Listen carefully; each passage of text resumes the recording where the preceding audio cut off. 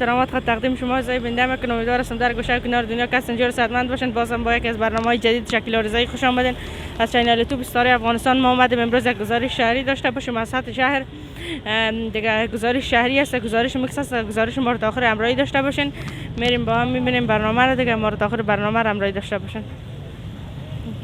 اینجا غذاهای خیابانی به فروش رسیده میشه. کلش گزارش های شهری است. هتل، رستوران است. دیگه یا سطح شهر که گفتیم یعنی هر چیز پخته میشه در اینجا. می در روغن خود پخته میشه. سمبوسه است فکر کنم با مواد که مخلوط شده در داخلش. دیگه گفتیم امروز یک گزارش شهری داشته باشیم از سطح شهر. دیگه و یک برنامه متفاوت داشته باشیم. اینجا هم چیزایی است که در بیرون سودا میشه. غذاهای خیابانی است. دیگه کلش هم تو در پیش سرک فروخته میشه.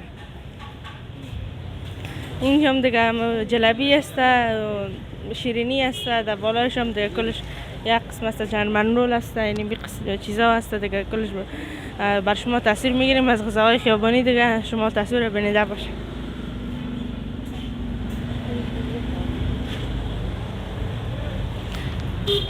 اینجا هم جلبی است که در روغن داغ پخته میشه. دیگه شما در تاثیر بیننده هستین. امروز یک برنامه متفاوت داشته باشیم. گفتیم دیگه اگر شما علاقمند هستین میتونین از اینجا چیزای غذاهای خیابانی خریداری کنین. دیگه این شما میریم در پایین هم کلچه چیزا پخته میشه. شما از پایین تاثیر داشته باشین. در اونجا در داخلش دیگه همو مواد مخلوطه هم از سمبوسه و اینا به فروش رسیده میشه. دیگه در پایین جور میکنه، در بالا پخته میکنه. همون قسم یک چیز است. این ماست فروشی هم هست. گفتیم امروز یک برنامه متفاوت داشته باشیم. دیگه گزارش داشته باشیم از سطح شهر. روسونش هم کلچه پزی است در داخل. دیگه اینجا هم چیزای بیرونی به فروش رسیده میشه. گور است و سمبوسه و چیپس نیست، نه ببخشید پکوره و همین چیزا هست. دیگه کلش همین چیزای میکس به فروش رسیده میشه. گدوات است در سطح شهر. دیگه رستوران دکای بسیار مقبول است. میتونید شما از اینجا غذا نوشیدن کنید. اینجا جلبی است، با روغن داغ پخته میشه و اونجا روغنش است اینجا پخته میشه. دیگه اینی جلبی هایی را که پخته شده اونجا در داخل هم رستوران است. دیگه در جایش دیگه همون تو گفتم امروز یک برنامه متفاوت داشته باشیم. اون طرفش هم کلش دیگه اگر شما بیرون بیاین حتما غذاهای لب سرک بگم یا غذاهای خیابانی میتونین از اینجا نوشیدن کنین و بخورین. دیگه اینجا میوه به فروش رسیده میشه. نارنج و انگور و سیب و چیزا دیگه میوه است. کلش در سرای کراچی به فروش رسیده میشه. گفتم امروز یک برنامه متفاوت از سطح شهر بر شما بیننده جور کنیم. دیگه اینجا هر قسم میوه است. اونجا هم نانوایی پاکستانی است.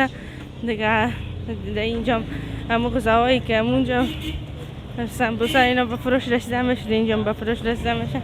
اینجا هم نانوایی افغانی است. دیگه شما افغانی مگم نانوایی پاکستانی است. خب اینجا هم چکری کباب یا به فروش رسیده میشه. دیگه نان افغانی هم پخته میکنه. باز اینجا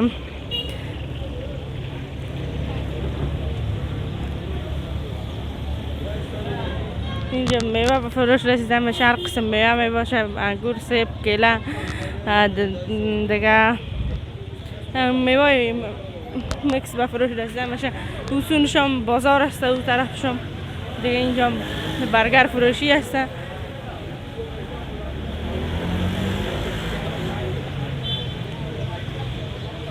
اینجا رستوران است. رستوران بسیار شیپ است، مقبوله. از طرف شب اینجا چراغایش روشن میشه، باز مقبول معلوم میشه. یعنی اینجا شیرینی فروشی است، کلچه پزی است. کلچه پزی های بسیار لوکس است. دیگه اعضای بیننده ما آمده بودیم امروز برنامه متفاوت داشته باشیم.